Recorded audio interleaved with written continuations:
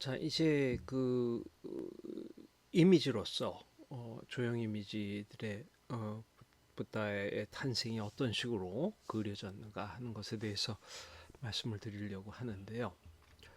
어, 이제 이런 텍스트들이 있다고 말씀드렸습니다.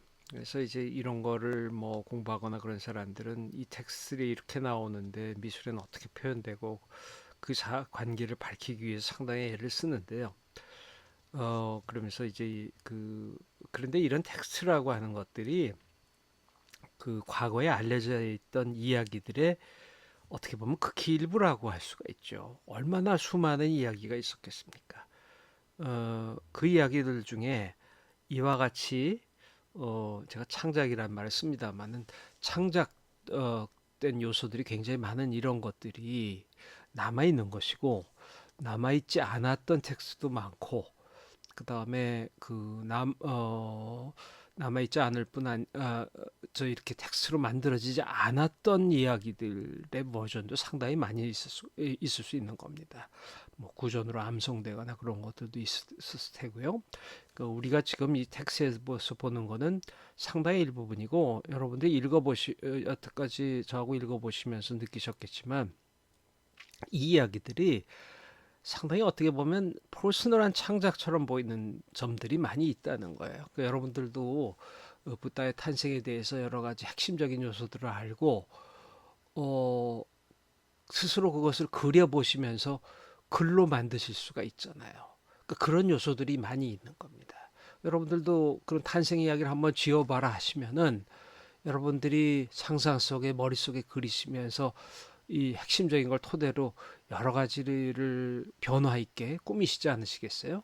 이 이야기들이 그렇게 보인다는 거예요. 그러니까 이것을 이런 텍스트를 한정된 텍스트에 한정해서 거기에 매달려 가지고 거기에 사로잡혀서 뭐 이미지들을 설명하려고 뭐 그러고 하고 있는데 그렇게 설명하는 것들이 좀 이렇게 뭐 재미있는 작업이긴 한데 어, 제 생각에는 좀 상당히 심플리스틱하다는 생각이 드는 거죠. 그러니까 좀 사고가 단순한 그런 어프로치라고 할 수 있다는 겁니다. 자, 그리고 우리 조용히 미지에 나오는 것들도 이 붓다의 탄생에 대한 여러 가지 생각들을 반영하는 거라고 할 수가 있습니다. 그냥 그 대표적인 몇 가지를 여러분들에게 덧붙여서 그냥 보여드리면서 오늘 강의를 오늘 뭐 토요법회라고 되어 있습니다만 토요법회 강의를 마치도록 하겠습니다. 이 석가모니 부처의 탄생과 관련돼서 가장 유명하게 알려진 이미지 중에 하나는 마루트 불탑에 만들어진 것이죠. 기원전 100년경의 부조인데요. 불탑에 울타리를 장식하고 있던 부조고 뭐 여러분들 첫눈에 알아보시겠죠. 흰 코끼리 얘기가 나오면은 어머니의 오른쪽 옆구리로 어, 저 코끼리가 들어오는 꿈을 꾸셨다고 하죠. 그래서 그 이야기를 나타낸 것이고 밤이란 뜻으로 여기 등불도 보이고 누워서 마야 부인이 꿈을 꾸고 있는 그런 모습입니다. 그래서 뒤에도 이런 장면들이 많이 만들어졌어요. 또 이건 간다라의 유명한 부조고 뭐 제가 종종 강의 같은 데서 보여드리는 것인데 한 3세기경의 것이고요. 마야 부인이 나무 가지를 붙들고 왼손으로 붙들고 이제 오른쪽 옆구리에서 아기가 태어나고 있는 모습입니다. 그래서 아기가 뭐 뒤에 보는 붓다 부처님과 거의 비슷한 모습으로 상투도 틀고 또 뒤에 두광도 가진 그런 모습으로 나오고 있습니다. 그래서 아까 아기 붓다를 음, 제석천이 받들고 있고요. 그 뒤에는 범천이 있고 마야 부인을 부축하고 있는 것은 그 여동생인 마하프라자바띠라고 하는 사람이고요.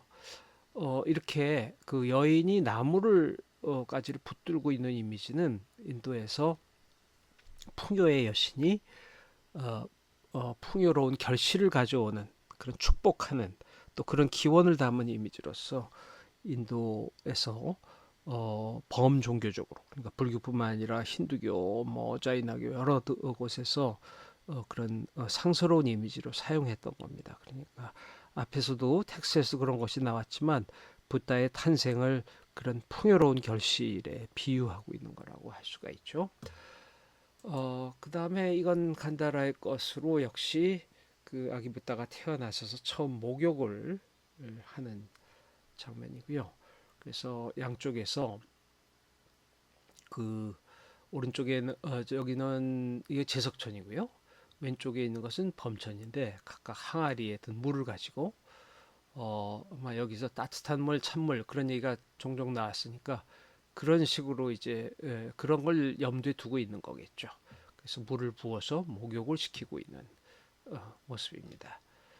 그 다음에 이 부조는 그 남인도의 아마라바띠에서 나온 부조인데요. 아마라바띠 대탑에서 이제 을 장식했던 그런 부조들인데 이건 브리티시 뮤지엄에 있습니다. 한 서기 1, 2세기, 2, 3세기 한 200년경이라고 할 수가 있고 이 시기에 이곳에서는 아직 부처를 인간의 모습으로 표현하고 있지 않았기 때문에 인간 모습이 부처 나오지 않습니다. 그래서 네 구획을 나눠서 여기 오른쪽 위쪽에는 여인이 누워 있는데 마야 부인이 꿈을 꾸는 모습이라고 생각되고 코끼리는 표시가 되어 있지 않습니다. 그리고 그 왼쪽에 있는 것은 남자하고 여자가 앉아 있는데 왕과 왕비라고 생각이 되고 꿈을 이제 해석하고 있는 그런 장면이라고 생각이 되고요. 그다음 왼쪽 아래쪽으로 내려오면은 여인이 앞과 비슷한 모습으로 팔만 바뀌었어요. 그러니까 왼쪽 손으로 나뭇가지를 붙들고 있는 모습입니다.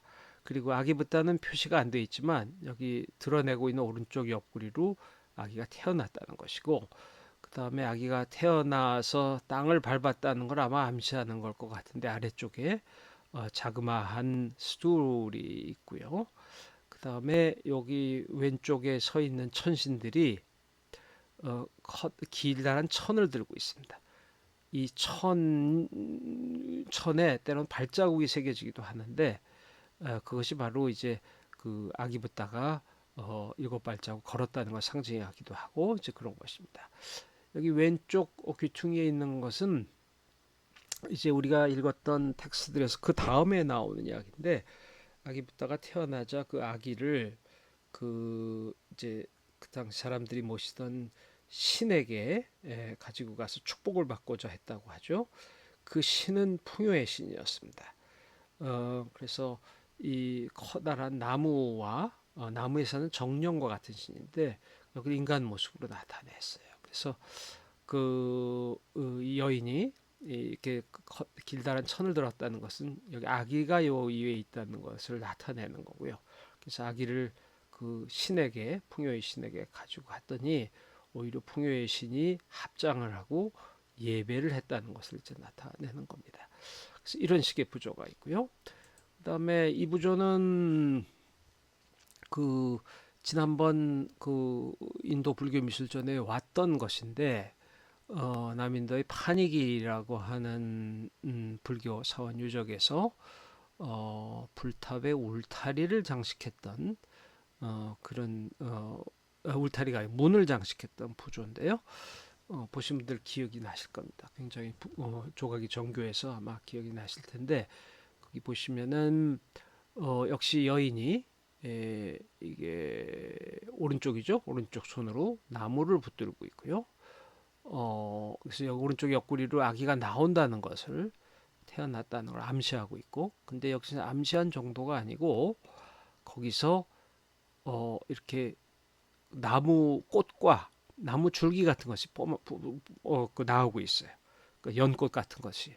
그래서 나무가 아니죠. 그래서 그 꽃 같은 것이 나오고 있는데 이것이 이제 아기 붓다의 탄생을 상징하고 있는 거죠. 그러니까 이제 그래서 아기의 탄생과 이 풍성한 식물의 탄생과 그런 것들이 서로 오버랩되는 식으로 묘사되고 그런데 여기서 이제 실제로 그런 그 꽃이 드러나는 모습을 나타내고 있습니다. 이 오른쪽에는 천신들이 역시 천을 들고 있고, 이것이 이제 아기가 여기에 이제 몇 걸음을 걸었다는 그런 것을 상징하는 이미지가 되고요. 그 다음에 우리 저기 지난번에 룸비니 유적을 얘기하면서 룸비니의 그 핵심이 되는 유적에 그 마야 슈라인이 있는데, 그 마야 슈라인에 이런 부조가 있었다고 말씀드렸어요. 다 깨지고 그랬지만 대체로 윤곽은 잡아볼 수가 있죠. 이 여인도 역시 그 오른손을 들어서 나뭇가지를 붙들고 있고, 여기 오른쪽 옆구리에서 뭔가가 나오는 모습이 있고, 여기는 저 모자 같은 모습으로 와서 제석천으로 보이고, 여기 아래쪽에도 역시 아기가 있었던 모습이 흔적만 남아 있습니다. 네팔에서 9세기에 만들어진 부조에 이런 것이 남아 있어요. 그래서 이 경우에는 여인이 두 손으로 나뭇가지를 붙들고 있고요. 또 상당히 육감적인 몸매를 보여주는 건 인도 사람들이 좋아하는 특징이기도 하고요. 그래서 그 이제 그런 것이 이제 풍요와 관련된 상징들이죠. 그래서 아기가 이제 여기로 이제 태어나게 된다는 것이고, 태어난 아기가 여기 이렇게 서 있습니다. 그리고 위쪽에서 두 천신이라고 생각되는 존재가 항아리를 들고 이제 물을 부어서 목욕을 시킨다는 것인데, 여기서 물 대신에 이렇게 역시 풍요로운 꽃 같은 것들이 이렇게 나오고 있네요. 자, 그래서 이런 식의 비슷한 부조가 있다는 걸 알 수가 있고요. 여태까지 대체로 인도 쪽의 이미지들을 봤는데, 중국의 것을 하나만 보도록 하죠. 이건 중국의 북위 태안 3년명 석조불좌성인데 457년의 것입니다. 앞에는 불좌상이 있고요. 뒷면에 그 명문과 부조가 있어요. 근데 그 부조를 보시면은 윗단에 역시 그 여인이 나무 가지를 붙잡고 있고요. 이렇게 부축하고 있는 여성도 이렇게 있는데 좀 어색하게 표현이 됐죠. 복장은 다 중국식 복장을 나타냈다고 생각이 되고요. 오른쪽 옆구리에서 아기가 이렇게 나오고 있고, 천을 들고 아기를 받으려는 천신이 있고, 그 뒤에 또 천신 둘이 있습니다. 그러니까 이런 모티프는 다 인도에서 들어온 것을 응용해서 표현을 한 거죠. 나무 모습이나 뭐 여기 산 모습 같은 거는 다 중국적인 쪽으로 변화된 모습을 보여주고 있지만요. 그 아래쪽에서는 아기 부다가 서 있고, 양쪽에서 저 여기 천신이 경배하는 그런 모습으로 있는데, 이게 좀 불확실해. 이게 그냥 천신이 아니고, 이게 위쪽에서 각각 뱀 머리들이 나오고 있는 것 같아요. 그러니까 이것이 그냥 천신이 아니고 나간 거죠. 나가는 사실은 천신은 아니고 축생입니다. 짐승인데, 그래서 중국 쪽에서는 보통 9마리 용이 목욕을 시켰다. 그런 식의 그런 구절에 해당되는 장면들을 흔히 도해하곤 했는데, 그런 것이 이렇게 그런 식으로 목욕시킨 장면이 나오고, 여기 오른쪽에는 한 손을 들고 있는 모습이 있는데, 그 양쪽에는 이렇게 꽃줄기라 그럴까요? 이거 덩굴무늬처럼 이렇게 돼 있기도 한데, 그런 것들이 보이는데, 이것은 아마도 7발자국을 걸었던 이야기를 나타내는 것으로 보입니다. 예, 다음 우리나라 것으로 올게요. 이 작품은 저기 호암미술관에서 3월 27일부터 6월 16일까지 중요한 전시회가 열리고 있습니다. 이름이 진흙에 물들지 않은 연꽃처럼이라고 했는데, 이 주제는 불교와 여성에 관한 것이고, 그러니까 이 별로 많지는 않지만 불교 미술에 있어서 여성 예술가 별로 많지는 않죠. 혹은 여성 주인공, 혹은 여성 후원자, 그런 것들을 주제로 한 전시입니다. 그래서 그 여성 예술가가 제가 잘 기억이 안 나는데 뭐 많이 있었나 모르겠네요. 여기 출품작 중에. 그 여성이 관여한 작품, 뭐 자수나 그런 것들은 분명히 뭐 여성들이 했겠죠. 그다음에 여성이 주인공으로 등장하는 것들, 또 여성 후원자들, 이제 그런 것들이 나오는 작품들을 중심으로 전시를 꾸몄습니다. 진흙에 물들지 않는 연꽃처럼은 아마도 뭐 제가 여기 전시 의도를 그래서 읽어보진 못했는데, 그러니까 그 이 속세 어려운 세상에서 사실상 이 세상을 품어 안아주고 이끌어가고 있는 여성들을 이렇게 의미했다고 이제 이렇게 생각이 드는데요. 여기 앞옆에 여성 이미지들이 있는 것처럼 어, 세상에 뭐 요즘은 여성들도 문제가 많지만 그 남성들이 더 여러 가지 일을 많이 저지르고 여성들이 수습하고 뭐 그런 경우도 많죠. 자, 그래서 여기 근데 이 전시회에 그 나온 작품들 중에 한 작품을 소개를 할게요. 이 작품은 그 일본의 홍가꾸지라고 하는 절에 있는 작품이고요. 15세기 중반 후반쯤에 이제 만들어진 것으로 이제 추측이 되고 있는데 어, 석가모니불 탄생도입니다. 그래서 지금 높이가 한 1m 한 5m 1.5m쯤 되고요. 여기 오른쪽에 걸려 있는 작품이고요. 왼쪽에 있는 건 독일의 쾰른 박물관에 있는 비슷한 주제를 그린 그림인데 조금 다르고요. 그래서 이 작품은 그 조선 전기 불화죠. 그래서 그 우리나라 많이 보는 조선시대 후기 불화들과는 굉장히 질적으로 달라요. 그러니까 이게 궁중에 아주 뛰어난 기술과 재주를 가진 화가들이 그린 작품이라고 생각이 돼서 굉장히 정교하고 아주 저 화려한 정도를 넘어서서 그 아주 저기 뭐라고 할까요? 아주 세련되고 이제 그런 모습을 보여주고 있습니다. 근데 아쉽게도 이 작품이 5월 5일까지만 전시를 하고 일본으로 돌아갔기 때문에 이미 보신 분들은 다행이시지만 지금 가시는 분들은 보실 수는 없겠네요. 그렇지만 다른 좋은 작품들이 많이 남아 있으니까 한번 가서 다른 작품들을 보시기 바랍니다. 어, 이 석가탄생도에 대해서는 그 동대학교에 계시던 정우택 교수가 정우택 교수님이 저 석가탄생도라고 하는 책을 내셨어요. 우리 정우택 선생님은 원래 그림도 그리셨고 그렇기 때문에 이 고려불화 연구를 많이 하셨었는데 이 그림의 기법적인 측면, 그런 예술적인 특성, 그런 것들을 아주 섬세하게 이렇게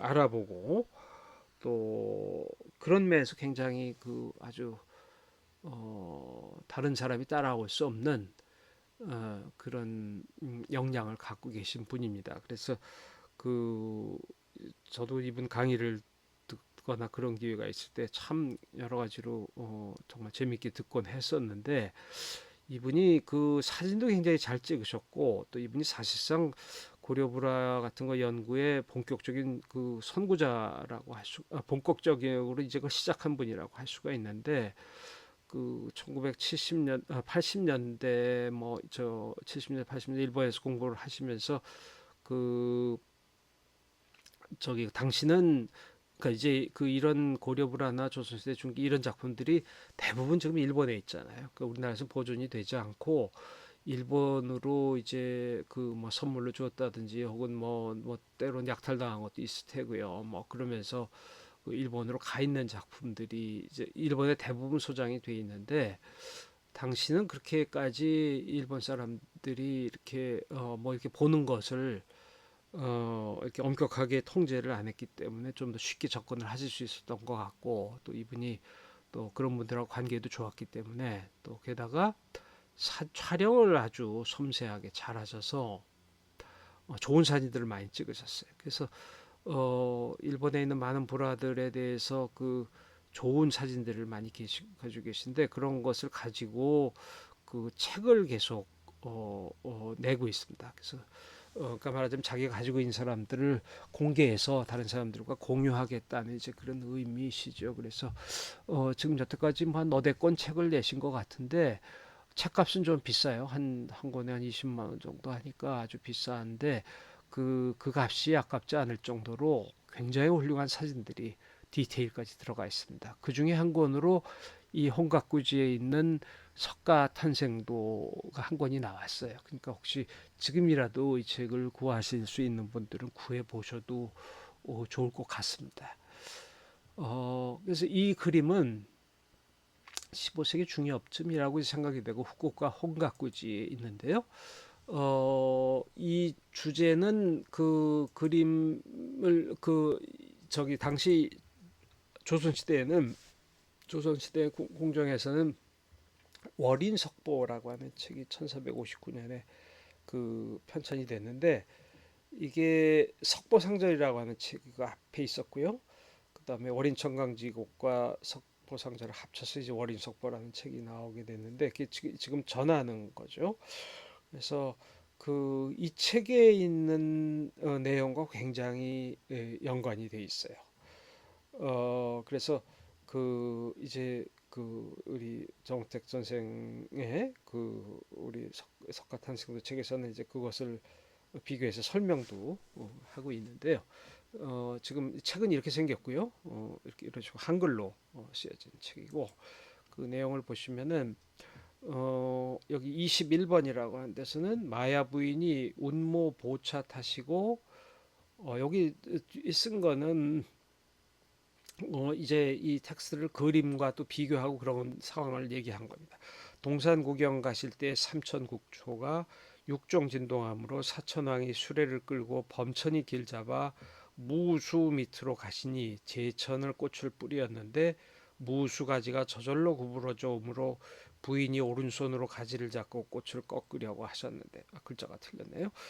보살이 오른쪽 옆구리로부터 나시어 큰 지혜의 광명을 펴시어 시방 세계를 비치시니 그때에 일곱 줄기의 칠보연화가 어, 수레바퀴 같은 것이 나와 보살을 받았다. 그때에 사촌왕이 하늘의 비단으로 안아 금귀 위에 얹고 제석은 개를 바치고 범왕은 백부를 잡고 양옆에 서며 제석 범왕이 여러 가지 향을 뿌리며 아홉 용이 향물을 내려 보살을 씻기니 왼쪽 물은 덮고 오른쪽 물은 찼다. 씻긴 다음 제석과 범왕이 천을에 둘러쌌다. 이것도 글자가 또 틀렸네요. 자, 그 다음에 22번으로 가면은 대천세계에 방광하시니 빛을 뿜었던 얘기죠. 천룡팔부가 공중에 풍류하며 부처의 덕을 노래 부르며 향 피우며 영락과 옷과 꽃비가 섞여 글자가 또 틀렸네요. 옷자를 좀 많이 잡았어야 됐을 걸 그랬네요. 그때 부인이 나무 아래에 있으셨는데 네 개의 우물이 나니 팔 공독수가 갖추어지거늘 그물로 차례로 씻으시었다. 그때 야차왕들이 둘러싸며 일체의 천인들이 다 모여 찬탄하며 말하기를 부처가 어서 되시어 중생을 제도하십시오라고 하는데 오직 마왕만이 제자리에 편하게 앉아있지 못하고 근심 걱정하였다. 조금 더 읽어볼까요? 이 이야기들이 우리가 앞에서 본 인도의 불전들과도 비교가 되니까요. 그러니까 제가 아까 말씀드린 대로 이 탄생의 기본적인 요소들을 가지고 이런 것들을 문학적으로 재창조를 하는 거죠. 이건 이제 중국 텍스트에도 기초를 해서 이제 조선시대에 이제 이런 식의 글을 쓴 겁니다. 23번째 가면 처녀가 한울 비단으로 태자를 쌓아나 부인에게 묘쇼오니 28명의 대신이 내 모퉁이에서 시위하였다. 청의가 돌아와 왕에게 기별을 여쭈니 왕이 사병을 데리시고 석시들을 모으셔 동산에 들어가셔. 그렇게 돼 있고 24번째는 코끼리와 소와 양과 마구간의 말이 새끼를 낳았으며 건트기도 또 낳았습니다. 그렇게 얘기하고 여러 가지 상스러운 일이 벌어졌다는 거죠. 그 다음에 이제 바닷속 500명의 장사치가 보배를 얻어와 바치며 범지며 상사 모두가 만세하소서라고 불렀다는 얘기입니다. 그 다음 마지막에 그때 중국에 주 소왕이 있었는데 4월 8일에 강과 우물이 다 넘치고 산이며 궁전이며 다 진동하고 늘상의 별이 돋지 않고 오색광이 태미궁을 꿰고 서방이 고운 청홍색이므로 소왕이 군신들에게 물으니 태사 소유가 여쭙기를 서방의 성인이 나셨으니 이후로 천년이면 그 법이 이 땅에도 전해올 것입니다. 라고 얘기하고 있어요. 요 마지막 거는 우리가 앞에서 본 인도 불전 문학에 나올 수가 없는 얘기죠. 이건 무슨 얘기냐면 제가 그 지난번 강의에서 석가모니 부처가 몇 년쯤에 태어나셨나 뭐 그런 얘기를 했었는데 그때 뭐 제가 우리 불기엔 544년 그 뒤에 5세기 뭐 4세기 여러 얘기들 하셨죠. 부처님이 언제 돌아가셨냐 얘기해서. 근데 이제 그런 것들 중에 중국에서 여러 가지 얘기가 전해져 있었는데 당나라 이후에 중국에서 많이 유통되던 이야기 또 우리나라에서도 유통된 이 설에는 어, 석가모니 부처님이 주나라 모광 때 어, 기원전 949년, 948년 그 무렵에 돌아가셨다는 그 생각이 있었습니다. 그 생각이 이제 상당히 널리 이제 퍼져 있었는데요. 그래서 그 이야기가 여기 적혀진 겁니다. 주 소왕 때 태어나셨다는 거죠. 주 모광 때 돌아가시고, 그때 이제 뭐 여러 가지 상스러운 일이 벌어졌다는 거죠. 중국에서도. 그래서 이건 주서 2기라고 하는 책에 나오는 것이라고 하는데, 그래서 그 상스러운 일이라는 변고가 일어나는 게 무엇이냐 하는 건데, 서방에 성이 나셨다라고 이제 그 얘기하는 것인데, 이게 그림에도 그려져 있습니다. 그림을 좀 보도록 할까요? 그림 전체는 이렇게 돼 있고, 그냥 편의상 제가 시간도 많이 남지 않았고, 그래서 또 너무 길면 여러분들이 힘드실 테고 그 아래쪽에서 위쪽으로 올라가면서 그냥 보여드릴게요. 여러분들이 좀 그림을 보실 수 있으면 좋겠지만 요 다음 기회를 또 이제 여러분들 기약을 하셔야 되겠네요. 그래서 아래쪽에 이 뭐 말도 있고 마곡간 뭐 소도 있고 여러 가지 짐승들이 있고 그렇죠. 그러니까 이런 것들이 이제 석가모니 부처가 태어나실 때 일어났던 상서일 중에 석가모니 부처와 그 태자와 함께 태어났던 많은 동물들이 있었던 그런 얘기를 나타내는 거고요. 여기 위쪽에서는 왕과 왕비가 이제 문 앞쪽으로 향하고 있는 그런 모습으로 그려져 있고, 자 보시면 굉장히 요 건축이라든지 요 그 여러 가지 디테일들이 아주 섬세하고 정교하게 그려진 것을 볼 수가 있습니다. 그래서 이건 조선시대 후기 불화들과는 뭐 비교가 안 되고요. 조선시대 전기 우리나라에 남아있는 불화들은 대부분 조선시대 후기 거죠. 그러니까 임진왜란 이후에 임진왜란 때 절이 불에 많이 타고 그랬기 때문에 그 위에 절도 재건되고 그러면서 이제 그림들도 그려진 것들이 대부분인데 대부분 승려들이 그렸고요. 근데 조선시대 궁정에서 그렸던 그림은 퀄리티가 아주 이렇게 달랐던 겁니다. 그리고 여기 저 위쪽에 보면은 여기 또 이제 왕이 보이고 이 위쪽 단에 이제 아기가 태어나는 그 장면이 위쪽에 보입니다. 왕이 말에서 내린 모습이 있고 여기 오른쪽에 그 왕과 이렇게 왕비가 앉아 있는 그런 모습도 보이는데요. 그래서 이런 건축 양식을 놓고 이제 뭐 근래에는 이 건축 양식이 그 조선시대 불타기 전에 경복궁의 조선 전기 때 모습을 나타내는 것이 아니야. 뭐 그렇게 얘기한 사람들도 있고 또 거기 이제 반대하는 사람들도 있고 여러 견해가 있습니다. 그 위쪽에 가장 중심되는 부분으로 가면은 자, 이렇게 사다리꼴 모양으로 마련된 공간에 아기가 탄생하는 가장 중심되는 장면을 나타내고 있습니다. 그래서 여기에 그 마야 부인이 앉아 계시고 여기 오른쪽에 나무가지를 붙들고 있는 모습이 보이고 그다음에 여기 이제 오른쪽 옆구리에 아기를 낳는다는 이야기죠. 그다음에 시녀들이 있고 그다음에 여기 왼쪽에는 아기를 목욕시키는 장면이 나와요. 그래서 아기가 이렇게 수조 같은데 앉아 계시고 그 위쪽 여기는 안 보이지만 9마리 용이 물을 뿜어서 아기를 목욕시키고 있습니다. 그다음에 여기 이제 아마 범천과 제석천이 동그랗게 생긴 거. 요것이 아마 제석천이 요게 범천인 듯한데 있고 여기 쪽엔 천왕들이 예, 옷을 들고 네 명이 사천왕이겠네요. 이제 서 있는 모습도 보이고요. 그다음에 여기 아래쪽에 보이는 요것이 아기 붓다가 일곱 발자국을 걷는 모습입니다. 그런데 이게 사방에 꽃받침들이 이렇게 마련이 되어 있어요. 그러니까 이것은 동남서북으로 이제 걸었다는 것을 나타내고 있는 거죠. 다른 걸로 보면은 이것이 이제 이렇게 돼 있고요. 여기 위쪽에 보시면은 요게 그 9마리 용이 물을 뿜어서 목욕을 시키는 모습이 이제 보이고 있는 것입니다. 여기 보시면 각각의 건물들뿐만 아니라 나무들, 여기 바닥을 장식한 것들, 여기 옆에 있는 그 아름다운 새들, 그런 것들까지 매우 정교하게 그린 것을 이제 볼 수가 있습니다.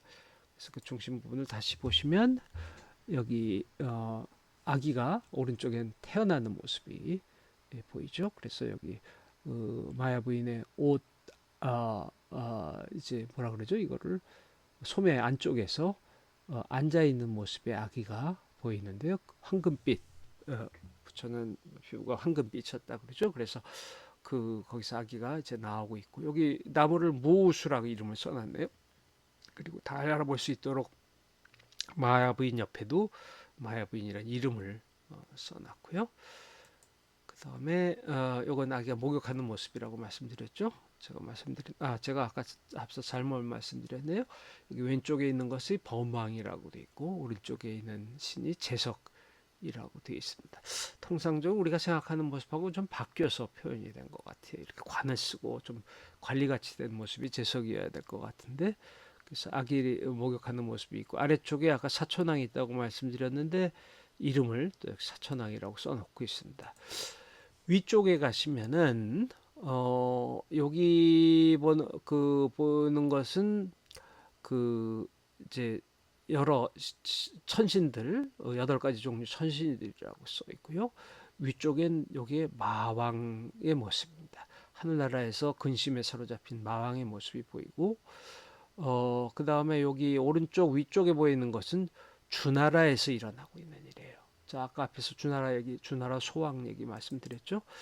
그래서 여기 이와 같이 돼 있고요. 여기 보면 요게 마왕이라는 거죠. 글자들도 써 있어요. 그래서 여기 마왕 불안 뭐라고 써 있는데요. 그다음에 잘 모르겠네요. 불안 본당이라고 그랬나요? 뭐 하여간 그런 식으로 쓰여 있고요.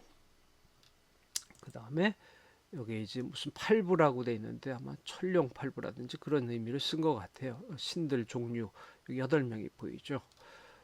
그래서 이제 부처를 경배하기 위해서 이제 오는 모습을 나타내는 것이고, 이것이 바로 중국의 얘기라는 거죠.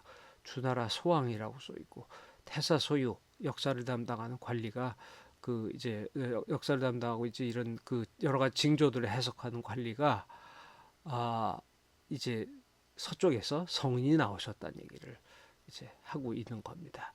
자, 그래서 이런 식으로 그림이 꾸며져 있습니다.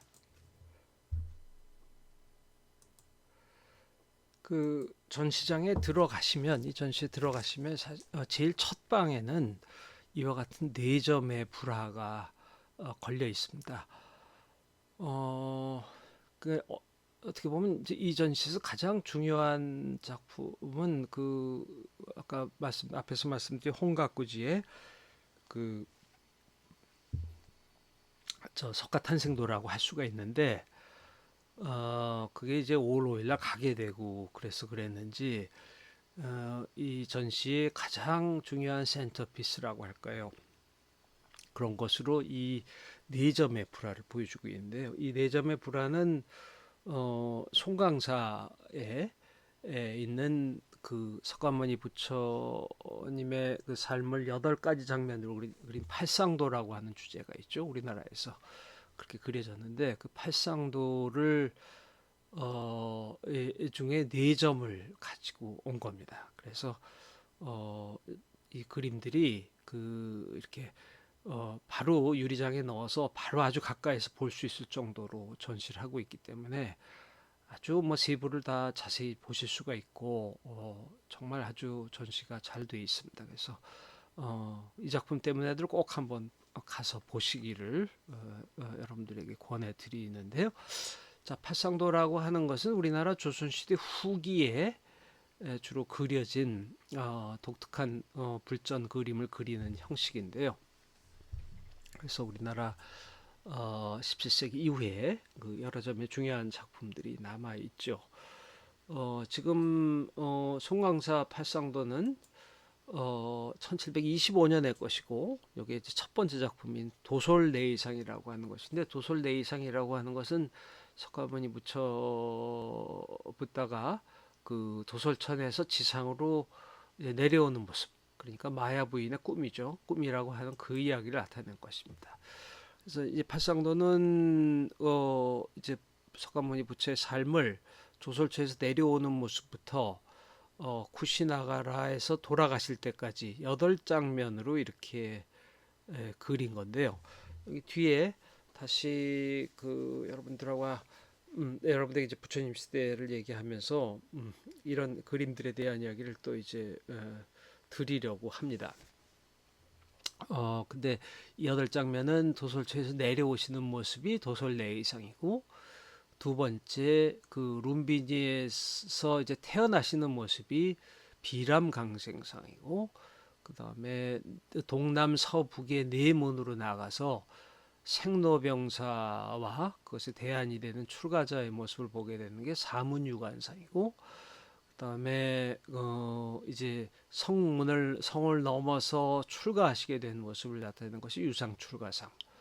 그다음에 설산수도상은 뭐 실제로 설사에서 수도하신 것은 아니지만 석가모니 부처와 고행 수도하시던 당시 모습을 나타낸 것이고, 그 다음에 수화항마상은 보리수 밑에서 마왕을 물리치시고 깨달음을 얻으실 때 모습이고, 일곱 번째 노건전법상은 녹야원에서 이제 진리의 수레바퀴를 처음 굴리셨다, 그런 뜻에서 굴린다는 전자를 썼습니다.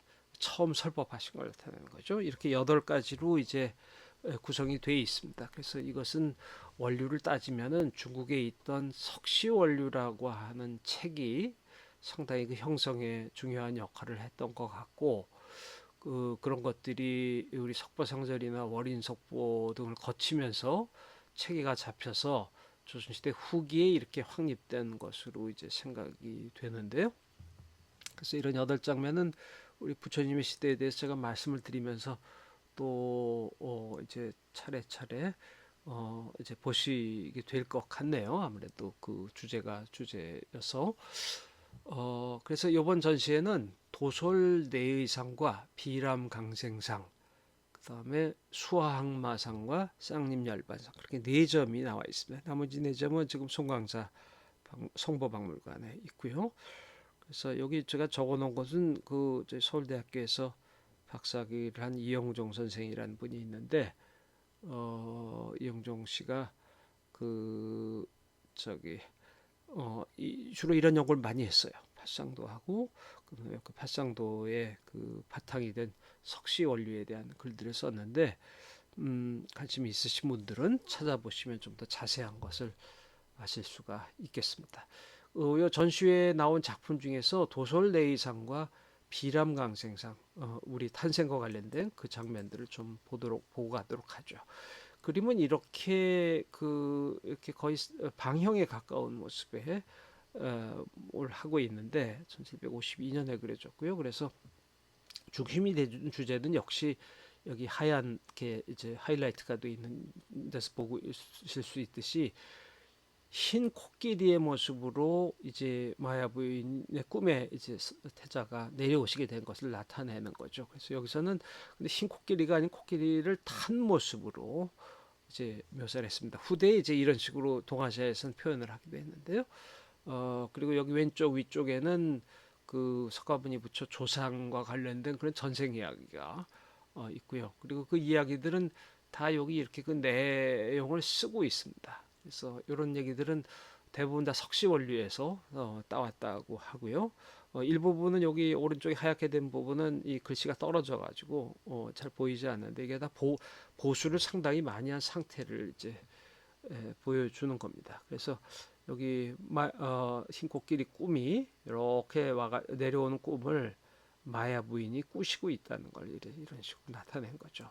좀 가까이 가서 보면은 여기 마야 부인이 계시고 여기 이런 식으로 이 꿈을 꾸고 있다는 걸 이렇게 구름으로써 나타내고 있죠. 그다음에 여기 그 정반항하고 마야 부인의 모습이 또 보이고요. 여기 이제 흰 코끼리를 탄 보살의 모습을 보고 있습니다. 많은 천신들과 함께 내려오고 있는 모습이 있고요. 요것이 제가 가서 찍은 것 같네요. 제가 뭐 별로 그렇게 부지런하지 않아서 그냥 핸드폰으로 찍었습니다. 그 다음에 이제 비람강생상은 룬빈에서 태어났다는 것인데 그 중국에서는 이런 이름들을 이렇게 순서를 바꿔서 부르는 경향들이 있었어요. 제가 그게 왜 그런 일이 생겼는지 잘 모르겠습니다. 근데 그런 예들을 종종 볼 수가 있어요. 근데 이 비람은 좀 더 가깝게 한다면 람비라고 하는 말이 맞죠.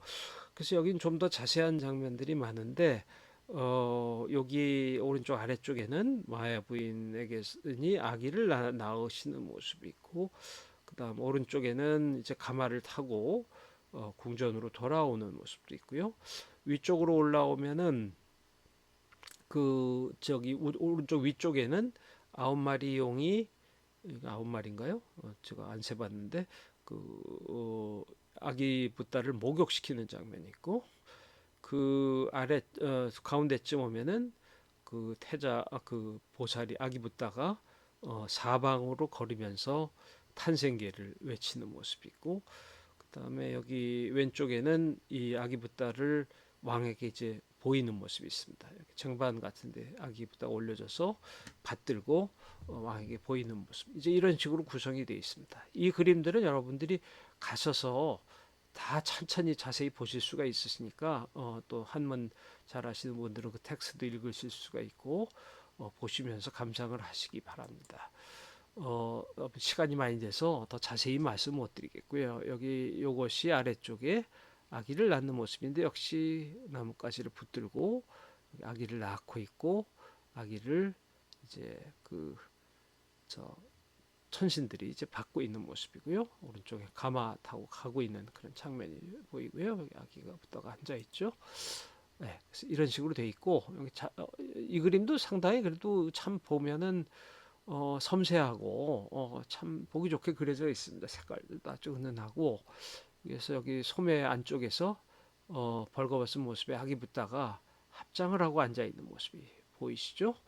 그 다음에 이것이 이제 위쪽의 모습인데 그 중에서 여기 목욕하는 장면이 보이시고 어, 여기 여기인가요? 네, 이렇게 보시면은 이렇게 하나, 둘, 셋, 넷, 다섯, 여섯, 9명은 채웠겠죠. 예, 그래서 물을 뿜어서 목욕을 시키고 있는 장면이 있습니다.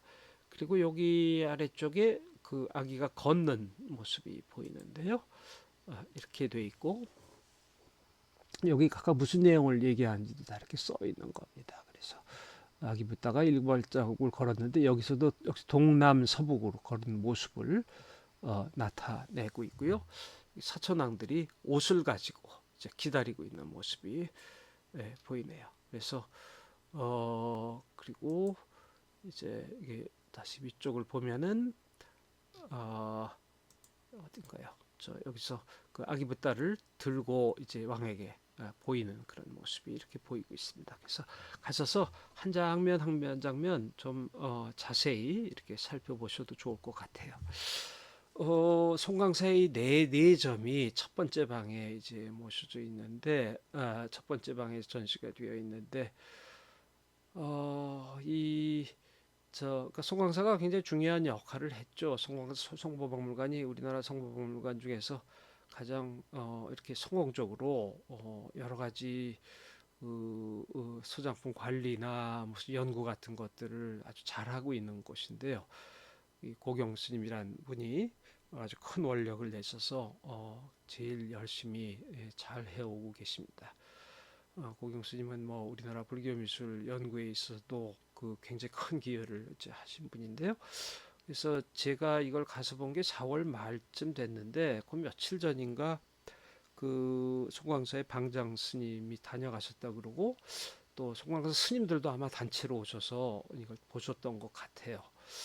근데 그러고 나서 며칠 뒤에 그 송광사의 그 방장 스님이 돌아가셨다는 얘기를 들었습니다. 송광사 방장 스님은 현봉 스님이라고 하는 분이셨는데 그 세속의 나이로 75세밖에 안 되셨는데 그리고 굉장히 건강하셨고 돌아가셨다는 소식을 들었습니다.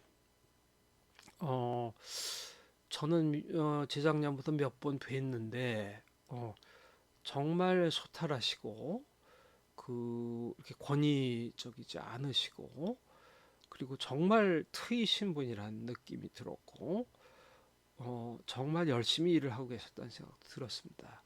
그래서 참 뵈면서 참 보기 드문 게 참 그 이렇게 뭐 훌륭한 스님들 많이 계십니다만은 참 훌륭한 분이다 하는 생각이 들었고 뵈면서 이렇게 감화를 받게 되는 이제 그런 분이셨습니다. 그래서 송광사를 위해서도 굉장히 열심히 일하고 계셨고 그러니까 새벽 예불도 꼭 나가시고 또 아침 공양을 드시고는 행자 교육을 직접 하시고 그래서 행자들에게 자경문이나 수심결 같은 것들을 가르치셨고 그래서 그 영상이 송광사 TV라는 유튜브 채널에 올라가 있습니다. 송광사가 아마 이런 유튜브 채널을 가장 잘하고 있는 것 같은데요. 근데 그리고 그 행자 교육도 하시고 그 다음에 반일도 하시고 그 다음에 밤에 참선도 하시고 그렇게 쉼 없이 사시다 보니까 아마 그게 굉장히 무리가 되셨던 것 같아요. 그래서 조금 좀 쉬시기도 하셨을 텐데 이분이 제가 가신 다음에 이분에 관한 여러 글들을 읽으니까 아 그랬구나 하는 생각이 들더라고요. 그러니까 제가 이분에게 느꼈던 여러 가지 것들이 아 그렇구나 하는 생각이 들었는데 그걸 읽으니까 한 20살쯤에 처음 출가를 하시기로 하셨던 것 같고 그 득도는 도초를 받으신 거는 25인가 뭐 그렇게 돼 있으시던데 그러니까 그때 비구가 되셨던 얘기죠. 그래서 정말 소탈한 삶을 사셨고 특히 나이가 30세쯤인가 그 무렵에 음 저기 30세인가요? 한 30몇 세인가요? 그 무렵에 그 1년 동안 세계를 단신 여행하셨다고 하네요. 그래서 보니까 그 인도에서 론리 플래닛이라고 하는 가이드북을 사셔가지고 뭔 기사에 그렇게 나오더군요. 네팔에서 론리 플래닛은 뭐 이제 요즘은 거의 본 사람이 없겠지만 1980년대 처음 나와서 그 소위 배낭여행자나 여행자들에게 큰 인기를 끌었던 여행 가이드북 시리즈입니다. 인도 편이 제일 처음 나와서 저도 1편부터 봤고 그 판을 달리하는 것들을 다 대체로 가지고 있었는데 몇 권은 뭐 제 아는 사람들에게 주기도 했습니다만 그 초판은 여전히 잘 간직을 하고 있습니다. 근데 그 책을 보시고 여행을 하시면서 네팔에서 인도로 들어가서 성지 순례를 하시고 그 다음에 모스크바를 가셨대나요? 그러고서 전 세계를 여행을 하셨고 1년 동안 뭐 한 달에 한 20만 원 정도밖에 안 쓰시면서 여행을 하셨다니까 그 뭐 거의 무전 여행처럼 하신 거죠. 그래서 이분이 세상을 보신 눈이 그렇게 환하게 트이신 것이 그런 경험에서 오셨구나 하는 생각이 들고요. 물론 타고나신 근기도 굉장하신 분이라는 생각이 들었고요. 그래서 이분이 돌아가셨던 얘기를 들으니까 정말 마음이 아련할 수가 없었습니다. 그 정말 우리 불교계를 위해서도 정말 아깝고 아쉬운 일이라는 생각이 들었고요. 그래서 정말 이렇게 훌륭하신 분은 일찍 가시는구나 하는 생각을 했습니다. 그래서 우리 송강사 불화에 대한 이야기를 마치면서 우리 현봉 스님에 대한 추모의 마음을 좀 전하고 싶고 여러분들과 좀 나누고 싶은 생각이 들어서 현봉 스님 말씀을 마지막에 좀 드렸습니다. 관심 있으신 분들은 그 송광사 TV에 가셔서 이분의 관련된 여러 영상들을 한번 보셔도 좋으시겠고요. 그다음에 뭐 여러 가지 상세한 기사들도 있으니까 한번 보셔도 좋을 것 같습니다. 자, 오늘 저기 이야기가 상당히 길어졌네요. 제가 실제 강의는 1시간 반쯤 했었는데 1시간 반 조금 덜 했던 것 같은데 아무래도 이렇게 녹화로 하다 보면은 제가 일부러 말을 빨리 했습니다만은 그래도 이야기가 조금 더 길어지고 또 불필요하게 상세해지고 뭐 가령 뭐 부처님 태어나신 얘기가 이 날에 관한 얘기 같은 건 너무 상세하게 한 것 같은 느낌도 좀 듭니다만은 하여간 이야기가 그렇게 됐습니다. 그래서 거의 두 개가 합쳐서 한 2시간쯤 됐는데 긴 시간 강의를 들어주셔서 감사합니다.